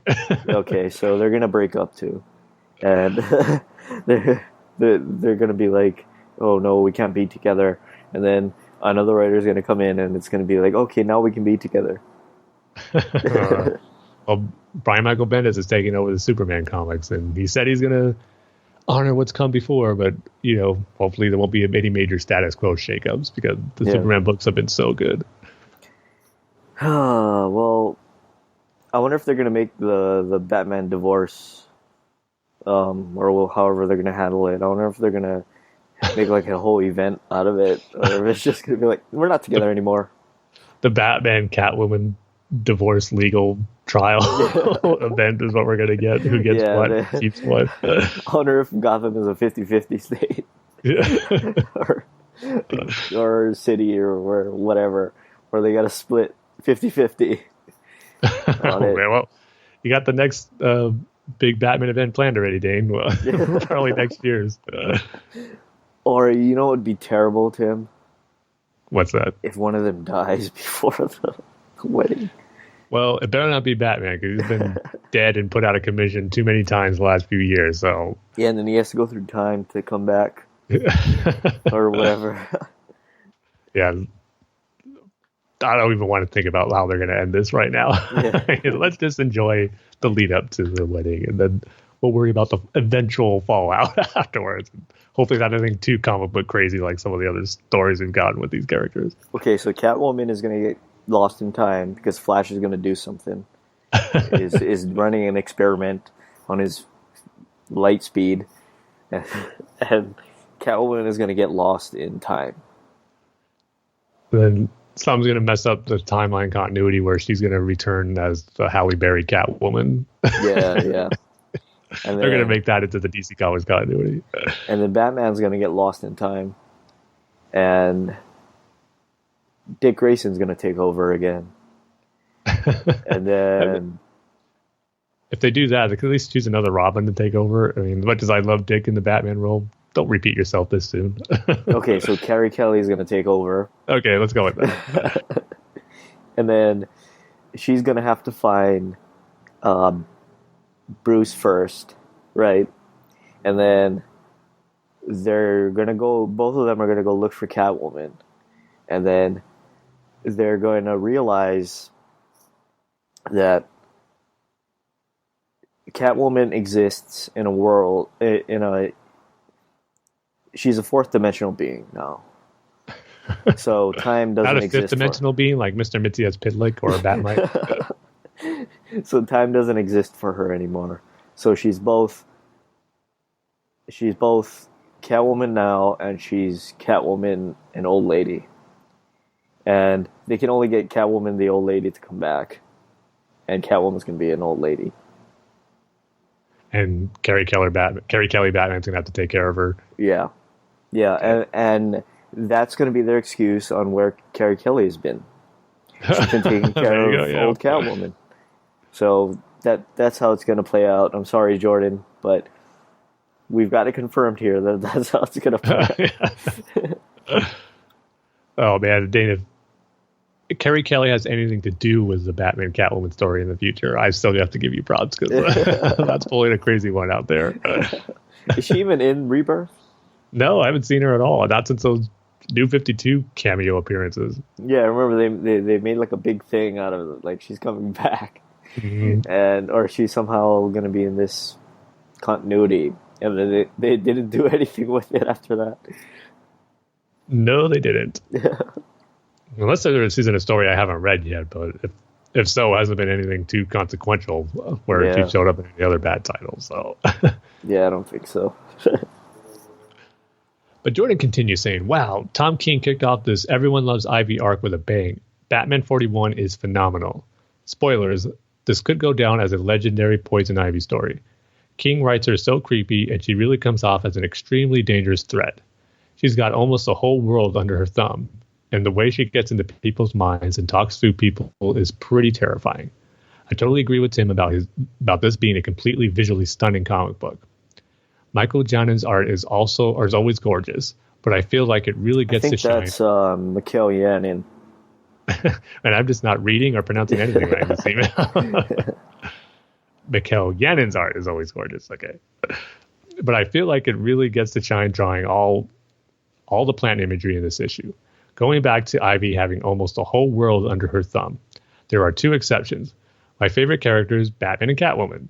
I just love the idea of the story literally being Batman and Catwoman against the whole world. I can't wait to see them fighting to save the world together going forward. Batman ends this issue in a rare instance where he doesn't know what to do. When Batman doesn't know what to do, you know things are bad. I know that my OTP can brave through anything together, though, and I'm so excited to see how they take on the challenge of moving forward. Bat-Cat forever, from the first kiss to the last. And as usual, Jordan has a couple of questions. His first one is, how would you rank just the endings of the 3 installments in the Dark Knight trilogy, not the movies overall? This is seriously one of the hardest lists I've ever had to make. Well, my number 1 is easy, but 2 and 3 were extremely difficult to rank. All 3 films ended with such beautiful, powerful, and emotional resonant scenes, so I don't think you can go wrong with any of them. And each ending was trying to do a very different thing, of course. Here it goes. Number 3, The Dark Knight. Just think about how many iconic lines are in this closing scene. Gary Oldman and Christian Bale just give such outstanding performances there, really further cementing how much justice was done to their partnership in the trilogy. Batman makes a noble sacrifice and takes the fall for Dent, because sometimes people deserve to have their faith rewarded. Then, of course, there's the iconic speech from Gordon. He's a silent guardian, a watchful protector, a dark knight. Chills. And number 2, Batman Begins. It's more uplifting ending than The Dark Knight, and it's also a brilliant Batman Gordon scene. I love how it starts off with an awesome shot of the bat signal shining in the sky. Batman arrives, and 6-year-old me flipped out seeing the Joker card reveal for the first time. It ends with an exchange that I think says so much about Batman. I never said thank you, says Gordon, and you'll never have to. Batman replies before gliding off into the night. And number 1, The Dark Knight Rises. Not only is Rises my favorite live-action movie of all time, but it features my favorite ending of all time. Just wow. Seeing my OTP, Bruce Wayne and Selina Kyle, live happily ever after was a dream come true. I audibly gasped and felt like my heart skipped a beat when I saw the scene of Bruce and Selina in the cafe for the first time. I was already in tears and complete emotional wreck at that point, but those tears became complete tears of joy when the scene came on. Bruce and Selina finally got a happy ending, and I couldn't have been happier as a huge Bat-Cat shipper. The scene featured Alfred finding out Bruce was still alive, and I loved seeing the other characters find out too. I love how Bruce uses Wayne Manor as an orphanage, and that's exactly what he would do. In addition, we see how the symbol of Batman is indeed everlasting, like Bruce said he hoped to make it in Batman Begins. As a statue is erected, Gordon reassures Blake that people will know that the Batman saved Gotham City, and Blake possibly goes on to don the cape and cowl. There's the unbelievable score throughout as well, which is amazing in all 3 of the movie's endings, but I think it's the best here. There's not a single frame of the ending of Rises that I would change. It's a masterpiece, as is the film as a whole. It's the perfect ending to Rises in the entire trilogy in my eyes. I never felt that way that I felt coming out of seeing Rises for the first time, coming out of any movie in my life. Yeah, so that is tough choices, Jordan. It took me a little bit to nail down what order I'd put those three endings, but mine's going to be a little similar to yours, but a little different. Similar in that The Dark Knight is my third one. I mean, like you said, all three of them are great, and The Dark Knight is phenomenal, but it, to me, doesn't have quite the impact that Rises and Batman Begins had, which, was just great. So Rises is going to be my number 2, because I agree that it is the perfect ending to the trilogy, and seeing Bruce get a happy ending with Selina and, having Alfred see that was great. And I just loved seeing that in the theater for the first time myself too. But it didn't leave me quite as excited as the ending for Batman Begins did. I mean, there was just something special about seeing that for the first time. I mean, you mentioned about Batman and Gordon, seeing how great their relationship is so early at this point. And it's just a classic Batman Gordon rooftop scene that we've read about and seen so much in other Batman stories. And then you top it off with the Joker card and the theater erupting with cheers, and me included, clapping my hands. It was just such a cool reveal and a cool tease to what's to come next.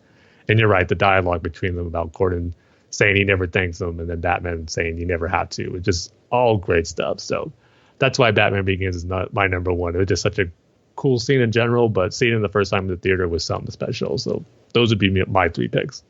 How about you, Dane? How would you rank them? For me, number 3, my third favorite is The Dark Knight Rises. I agree with you that it had a happy ending and stuff. It's just, and I really like how it wrapped everything up. Bruce and Selina are together now. You see Alfred, and then you see Blake in the Batcave, right? It just didn't have that punch, But I guess it's sort of wrapping everything up. Number 2, my second favorite is Batman Begins. Like you, I like the reveal of the Joker card, but it's good because it's anticipation for the next one, right? Yeah. Whereas I felt my number 1 is The Dark Knight, where they're essentially faking a murder that never really happened. Yeah. And they're putting all the blame on Batman, which is essentially what he's there for. I mean, and plus too, I feel like The Dark Knight, out of all 3 of the movies, is like I said about Wonder Woman, it's a complete movie. It's not just to set up the next one. It's a total complete movie. You start at one point in the movie, and then at the end, you're in a totally different place. And I think that's what makes that ending so great, is that it's pushing all the blame onto Batman, and he's a totally different character at the end. And that's why I think it's the best ending out of the 3. But my complete number 1, Tim, is Batman and Robin, of course, where they're running towards not how the movie ends, but that sort of stinger scene at the end where they're running towards the camera in their silver suits. I mean, talk about Batman Begins leaving us excited for the next one. I mean, how more so is that with Alfred saying we're going to need a bigger cave, being excited for the possibilities of the new adventures of Batman, Robin, and Batgirl, and who knows who else would join them. Not to mention, Tim, an out of context scene of them running towards the camera for no reason. How can you not be excited about that, Jordan? I'm surprised that's not on your list. And again, if you were to do like that for the original Batman movies, Burton and Schumacher ones, Batman Forever and Batman and Robin, or just basically end on the same shot. So the other one just has Batgirl in it. So you have to eliminate those 2 already. Right. No, yeah, that was a great question, Jordan, because what's awesome about it is we each had a different number 1, but for great reasons altogether. So there really no wrong answer when you think about which ending got the best one. Yeah, definitely no wrong answers there, Tim. Yep. But the second question is... I do have to say, you guys are wrong in your choices because my number one is the out of context scene that has nothing to do with the movie of Batman, Robin, and Batgirl running towards the screen. Yeah, I should have been more clear. I mean, there is no wrong answers amongst the Dark Knight trilogy because you have to leave it at that. You can't compare it to the amazing ending of Batman and Robin. I mean, that's just no question about it. So, what was the point of the silver suit? Was there any practical reason? I don't know, to do better against ice or something? Maybe was that the intended plan? I don't know. Because if you think about it, the only reason why there's a second suit in the Nolan trilogy is because it's actually practical. Yes, there's a reason for it. He says why he needs another suit. But the Batman and Robin suit change, I guess. There's no real reason. As crazy as that movie is for all the dumb stuff that happens in it, they might as well just said the real reason behind it for more action figures. Batman would have said that. Would anyone really complain about that much against all the other stuff that went on in that movie? Would it really be that taking that far out of it? I don't think so. No. But in all seriousness, there's no wrong answer for that. They're all great endings. Yep. And Jordan, second question is, how would you rank the 5 DCEU film scores up to this point? For Suicide Squad, don't factor in the soundtrack, just Stephen Price's score. For me, it's number 5, Justice League, number 4, Suicide Squad, number 3, Wonder Woman, number 2, Batman v Superman, number 1, Man of Steel. And we're going to be pretty similar as this one as well, Jordan. Just our number 4 and 5 are going to be different. I have Suicide Squad as my number 5 because nothing in the score really stood out to me, nothing really memorable. Whereas Justice League's kind of in the same boat, but at least that had the Danny Elfman's Batman theme and John Williams' Superman theme sprinkled in there. So I put that above Suicide Squad. Then we got Wonder Woman, which is just an overall good score that fits, the tone of the movie, and a cool new version of Wonder Woman's theme that's in there. And the No Man's Land sequence, the music that plays there is really great. So I got that at number 3. But Batman v Superman I have at number 2 as well because, there was just a lot of great new themes in there. When that was the debut of Wonder Woman's now iconic music theme. So got to put it alone at number 2 for me just for that. But then you got Batman's theme, which is different, not my favorite, but I think kind of fits what they were going for there. And even Lex Luthor's themes I thought fit really good well. So that's why Batman v Superman is number 2. But Man of Steel is my number 1 like you as well. And really, what else is there to say? It's just a phenomenal score that has a great new theme for Superman, great emotional pieces of music that's in there. It's just all around fantastic. So, yeah, that would be my number 1. How about you? For me, 5 is Suicide Squad. I don't even recall a soundtrack for that movie. Yeah, I'm with you there. I just remember all the classic rock tracks that were supposed to, make them look cool. Number 4, Justice League. Again, I don't even recall a score besides reusing what Batman v Superman had. Number 3, it's probably going to be Batman v Superman. I place it lower on my list than Wonder Woman because, even though that score was introduced in Batman v Superman, just because I don't even remember what Batman's score sounds like. Wasn't it just ambient noise? No, it was like a thematic, almost like a horror type. It was like dun dun dun dun dun. Oh, yeah, like that style. Yeah. Did not stick. So 3 for Batman v Superman. 2, Wonder Woman, just because the movie was so good. It fit with the time and incorporated that Wonder Woman score really well into that. So number 2 is Wonder Woman. Number 1 is Man of Steel, just because it's still Hans Zimmer doing what he does really well. Yep. And it is a memorable Superman score, and I do actually like that.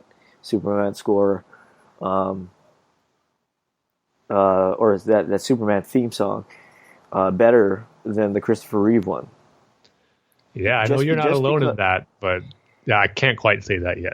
Just because it's great. It doesn't have that heroic feel, even though it does have that. It doesn't sound heroic, but it has that heroic feel. So yeah, I know what you mean. That's why I like the Hans Zimmer Superman score. So, yep, that's mine. Cool. Yep. So that's it for Jordan's email. As always, thank you for sending in your thoughts and your questions, as we always enjoy talking about it, and sends us into other great discussions that we go on for your emails, Jordan. Mostly about Smallville and Arrow and Flash. And yep. It's just fine by me. Yeah. Thank you, Jordan, for your email. We always enjoy reading them. But now we can move on to our comic book reviews, right? Yep. All right. So for this episode, we have Batman number 42 and Detective Comics number 975. And our rating scale, of course, is going to be 8 VHS to DVD converters. I was thinking the same thing. Like movies that have been used and converted into, or how about movies people use the VHS DVD converter for?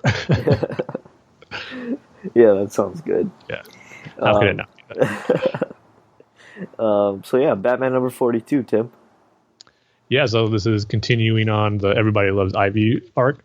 And this one I was curious to see if we get more information as far as how Ivy is doing this and why she's doing it. And we definitely got the answers in this issue. But it starts off first with just Batman or Bruce and Selina watching news reports on their TV, but yet it's just Poison Ivy talking through different humans. And we see, I love how the first page is a Superman hovering over above Wayne Manor, and it's revealed that Poison Ivy is using him to, as surveillance to see what Catwoman and Batman are going to be doing, just watching them. And Bruce and Catwoman know this, and because they go out riding in their costumes in the Batmobile, and Catwoman just says, isn't it sweet that Ivy let us out? And you see her yelling out, knowing that she's talking to Superman. She says it again, like, I said, isn't it sweet that you let us out? Knowing that she can hear him through Superman. And Superman tails them throughout where they're going. And first they go to that Batburger restaurant. They order some food, and they're just having some fun conversation of how, how they're going to use Ivy for their wedding. Now that Ivy controls everybody, Ivy obviously has to be my maid of honor. She obviously has to give me away. And obviously we have to get her to use her for the flowers. So more fun banter between Batman and Catwoman in there. But then we get to the point. Hey, Tim, that brings up a good question. What's that? Who's going to walk Catwoman down the aisle? That is a good question. I wonder if she's going to have Alfred do it. Ace. Ace might be the ring bearer. Oh yeah, right. Is Ace in the Rebirth? I don't think Ace. Well, is it? Because I know Titus is Damien's dog. Oh right. I think Ace is though. Yeah, I'm pretty sure it's just Titus, but I'm not 100% sure. No. Either way, there's going to be animals presents at this wedding. Because you got Bat Cow, you got Titus. Bat Cow. How can you forget about Bat Cow, Tim? I know you can't. Yeah, I'm sure he or she, because we're not sure if. If it's a cow, it's a she. Oh yeah, that's right. I hope she got her invitation.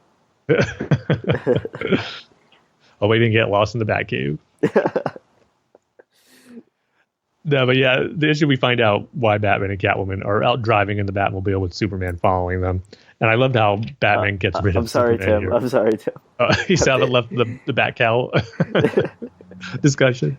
If we're inviting Bat Cow, you have to have the T-Rex and the giant penny as backdrops. You know what? Right? Just have the whole wedding in the Batcave. Why not? I mean, I imagine they're going to invite only those who know who they really are anyway. So, also, I wonder if they're going to invite the AI on the Bat computer. Maybe Brother Eye. Brother Eye. Yeah, that's another interesting question. How big is the wedding invitation list going to be? Yeah, no, because you got so much people to invite. Like, I wonder if Plastic Man's going to be there. I don't know. I don't want to get your hopes up, Dane. I don't think he's that close to Bruce at this moment. Martian Manhunter? No, not really since Rebirth of the New 52. No. He hasn't been part of the Justice League, really, and hasn't interacted with Batman too much, at least in the stories I've read. I think it's going to be a really small wedding now that I think about it. Yeah. Or I wonder if Speedy's going to be in. I doubt even Oliver will probably be there. Oh, really? Why? What's going on with... No, I don't know. Like I Oliver? said, they haven't had too many interactions with Batman and Oliver in the stories I've read at Justice League, so... I mean, maybe he's shown up in the Green Arrow title. That's not a book I've read, so maybe Batman showed up there. I'm not sure, but it's going to be probably just Batman, Superman, Wonder Woman, and then the Bat family. That's imagine how it's going to be, and maybe one or two people that Catwoman knows. I wonder if Colonel Kane is going to be invited to the wedding. I mean, he's technically family. I don't think so. I don't think Kate's even going to be there, as we'll talk about in Detective Comics and inviting you for that. So, but they are family. I don't think they'll be on the guest list. Technically, they are, but yeah, it's going to be a strained family relationship, I think, after what goes down in Detective Comics. So, unless they patch things up by the time we get to the wedding, but they do have to. Likely. They do have to have the giant penny, and of course, the T-Rex in there. Yeah, like I said, make it a lot easier if they have it in the Batcave. I mean, do they really want to take all that stuff out and put it back in? I don't think so. How do you get that stuff out? I mean, it must be a big cave entrance. Yeah, well, maybe where he goes through with the Batwing and the Batmobile, you can get it out through that way. Yeah. They just have Green Lantern come create a big construct to carry it all, or they have to take it out through the roof. Yeah, through the roof of the cave. I don't think they're going to do that much work for it. Like I said, especially when it's all in one spot already, you just have it down there. And I'm sure Bruce would love to have it down there. Oh, did see? I'm totally sidetracking us too. Did Bruce build all that himself? Like the T-Rex and all that stuff? No, like the Batcave. Oh, like the platforms and. I'm sure he added to it. I mean, the cave was already there, but he had to add structures to it, I would imagine. So yeah, because I mean, you can't contract that out because people will know hey, Bruce Wayne is building something in the Batcave, something big, and word will get out after that. So I'm just thinking he must have made that himself, all of the moving platforms, the computers, all of the closets and stuff, I guess. Yeah. It could have started off very basic, and as he came to know people he trusts who would be able to help him with that, maybe he would let him in, because there's characters like Harold in the comics, and maybe how Lucius Fox now, with the technical side of things that helps with his suits and stuff like Batman Begins. Maybe, some people he'd come to trust like that over the years to help improve the stuff he did on his own to make it what we know today. Yeah, but I guess it's that whole, Clerks, Kevin Smith thing about the Death Star. They had to contract out that work. Yeah. So. All depends on who Bruce trusts. Yeah. So am I allowed to move on? Yeah. Sorry, I didn't mean to keep sidetracking us.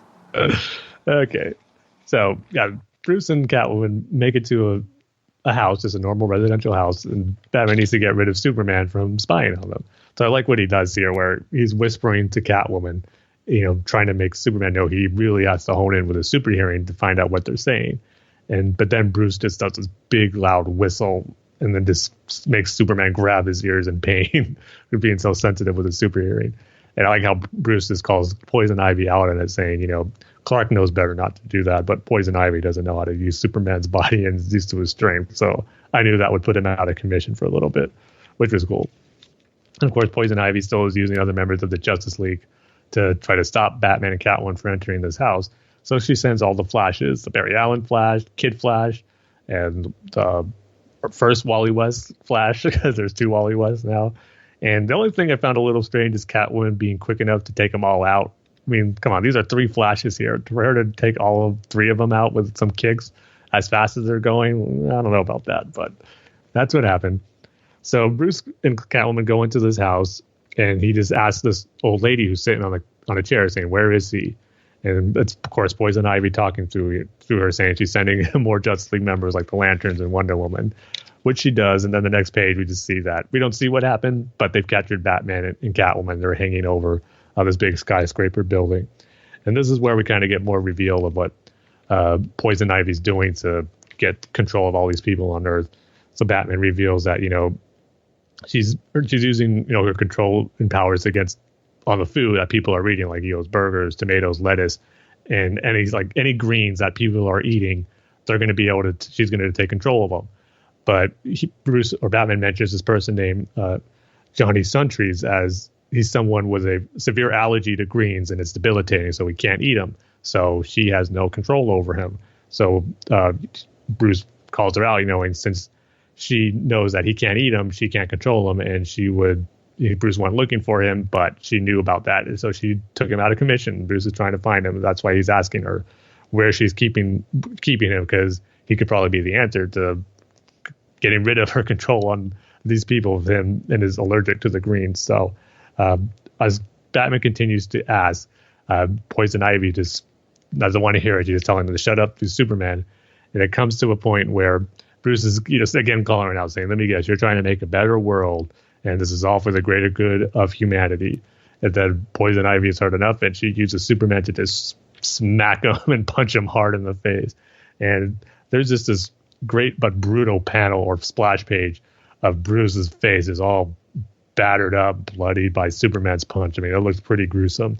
And it's revealed that Batman actually died here because Catwoman and Poison Ivy are having a conversation. And Catwoman is actually talking to Poison Ivy face to face here. And Catwoman asks, "Is he dead?" And Poison Ivy tells her, "Yeah, he was, but I brought him back with all the access of people and technology I have through controlling everyone. It was simple to bring him back, whether it was science, magic, or surgery. I was able to bring him back." This is where Poison Ivy kind of tells Catwoman why she's doing this.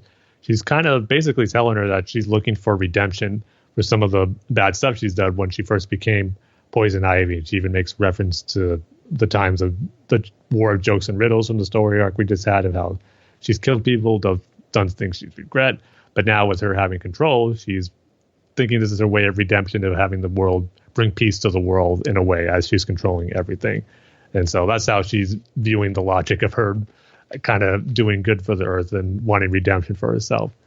But then we see Bruce in the hospital bed waking up, and who else is the doctor but none other than Harley Quinn. So looks like we're going to get some more interactions with Bruce with Harley Quinn being her doctor. It even makes the point is that, Ivy has access to anyone she needs. She needs someone with super speed to go somewhere. She has the Flash. She needs strength. She needs Superman.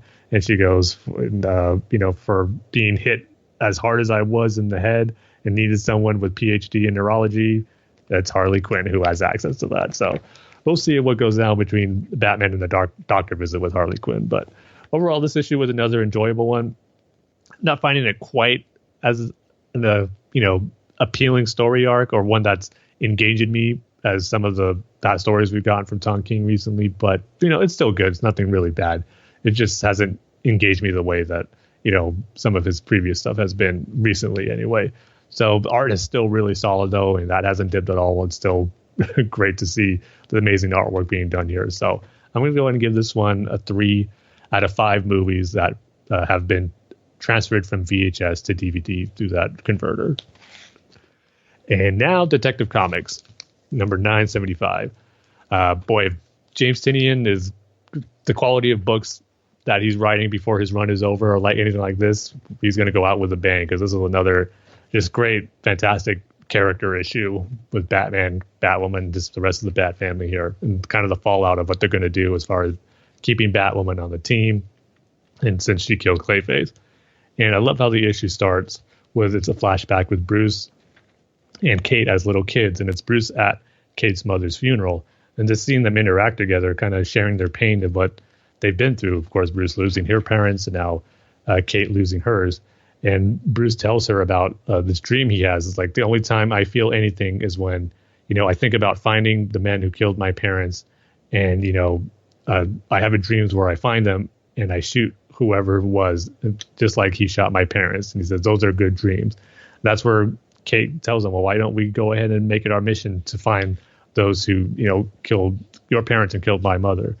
And so just kind of showing how on the same page they were at such an early age. And of course, Bruce later grew out of that mentality, but it works here to have him think like that as just being a little kid and that reaction of wanting revenge for the murder of his parents. So it worked there, but again, showing the different paths they actually took. Then it shows Kate waking up from what looks to be her remembering that. But at the same time, we see her just thinking about the reaction Cassandra Cain had when she looked at Batwoman right in the face, just asking her why she killed Clayface. And that's what's pretty much haunting Kate here, just that look of Cassandra Cain and the pain that she caused for her. So after that, we get some moments where we get Nightwing and Batgirl getting ready to, talk about, the idea of meeting together with Bruce and the rest of the Bat family to decide Batwoman's fate. Then we get a great moment here with Damian and Cassandra, where Damian tells her to get out of his room, but she, knocks him down with a martial arts move, and Tim is just saying, I wish I would have recorded that. So the Bat family's all getting together, except Cassandra. She's not going to be part of the decision process, but we see her kind of listening on the conversation from like the rafters atop the Batcave. Just great seeing, the classic Bat family together again. I mean, as much as I've enjoyed the team dynamic and detective since Rebirth began, there's just something special about seeing, Dick Grayson, Tim Drake, Barbara Gordon, Jason Todd together again, like the original Bat family, so to speak. And that Bruce is, wanting to consult them in this decision process here with Batwoman. And what I really liked about this issue is that Bruce lets everyone have their say and give their opinions on what they think should happen to Batwoman. And everyone makes really strong opinions, but yet different. And ones where I kind of agree with what everyone's saying. Because Tim starts it off with saying he had this dream about, ever since he was a kid and, about being obsessed with Batman and Robin and wanting to, honor what Batman represents and his plans to making Batman eternal and his ideas of creating the perfect system to keep Gotham safe through Batman and the team members and all that. And how Batwoman pretty much betrayed that, and how, as he and Cassandra Cain made a point in the last issue of how wearing that bat symbol needs to mean something and has to be better than what Batwoman decided to do in killing Clayface. And I totally agree with that. Then we get the Dick Grayson side of the story, which I also agreed with, is saying how he's someone who likes to see the best of people and kind of, give them, the benefit of the doubt. He even brings out, that's kind of bitten me before, but that's just who I am. And I believe she deserves the chance to, make up for what she did and kind of have her earn her way back into the Bat family, not right away, but she deserves that chance, to come back to us. And then Jason gives the other side of things, how he doesn't necessarily have a problem with what a Batwoman did, but he has a problem with Bruce having this meeting with the rest of the family saying, Bruce, this isn't really about what Batwoman did. This is about your ego because she broke one of your precious rules, and, you need to decide on whether, she's able to stay because of that, but it's really about your ego. And then Batwoman, or not Batwoman, Batgirl, gives, the biggest explanation and reasons to why Batman is doing this and calls him out on certain things, which was kind of surprising to see, where she pretty much tells Batman that you didn't really care about Tim's plan and believed in Tim's utopia that he thought this new team could create. You were just using it as a backdrop to get Kate as part of your team because you knew her father was coming with the colony and he would bring his daughter in to become a soldier. And that's the last thing you'd want your cousin to be a part of that. So you wanted to pretty much save her before she got caught up with her father and become a soldier like that and do what she did to Clayface kind of more on a regular basis, probably. And Tim just looks at Bruce and he asks him this with a question like, Bruce, like, is this true? And Batman is just silent. He has nothing to say to that because it's pretty much true what Barbara is telling him. But then pretty much what Barbara calls Bruce out on even further is why she feels he's really having this meeting. This is something where I don't know if it's 100%, but Batman doesn't respond to it either. But she's pretty much tells him, this is really about your connection to Kate Kane and the connection she has to your family and your mother. He says she's pretty much the closest connection you have to her mother. And you're pretty much pondering and wondering if, Martha would have wanted you to take that shot like Kate did, since she did. And like she said, she's the closest connection you have to her. And that's why he's really having a hard time, deciding what to do about Kate and being Batwoman and all that. So just a lot of great and interesting points being brought out by all members of the Bat family here, which was really cool. And Damian was a part of it too, but he really didn't say anything. He just gave a typical Damian response saying, I don't think we should call any of you Bat family members because I'm the only one who's blood to Bruce. So he didn't really add much, but Barbara, Tim, Dick, and Jason all made some pretty interesting and valid points. So there's some great character stuff here, and I loved reading all of it. But then the issue ends with Kate visiting her mother's tombstone and just, pouring her heart out about everything that's went on, saying how she just can't get the look of Cassandra Cain out of her memory. She says her eyes, what haunts her about it is that the same eyes Cassandra had is the same eyes she saw as she was burying her mother after she died. So that's a feeling she doesn't want anyone to have. And that kind of motivates her to take her up on her father's offer to joining the colony. And that's where the issue ends, where he comes and he just says, did you make a decision? And she just goes, I'm in. Let's get started. So again, just a great issue. This is a great character study of, Bruce and the relationship to the different members of the Bat family and how they view their mission as crime fighters, which I thought was fascinating. So great issue. Can't wait to see where it goes and how James Tynion is going to end things. So I'm going to give this one another 4.5 out of 5 movies used with the VHS to DVD converter. That's a lot of movies, Tim. Altogether, I have to do 7.5. Better get started. And if they're the Lord of the Rings movies, it's going to be even longer. All right, so I guess that's it. Go to thebatmanuniverse.net, facebook.com/thebatmanuniverse, Twitter handles @BatmanUniverse. The show's Twitter handles @BatFans Podcast. Tim's Twitter handles @TimG311. Which I should say, happy 311 day weekend as we recorded this episode. It's okay, sorry then. Tim's Twitter handles @TimG311. Thanks. That just made the 311 day weekend even better. Well, I have to do it every 311 day, right? Or at least the show that we do before or after it. Yes. How about every time it's a 311 day or they have a new album out? Okay, sounds good. All right. So I'll be sure to let you know. So when's the new album coming out? They have one coming out this year, but they haven't said what month or what time frame yet, but definitely coming this year. And my Twitter handle is @DaneSaysBanana. Rate and reviews on iTunes, and if you want to email the show, you can email the show at batfansandallpants@gmail.com. With that, like we say at the end of every single episode, Tim, we love each and every one of you with all of our bad hearts. Bad hearts. See you guys next time. See you later.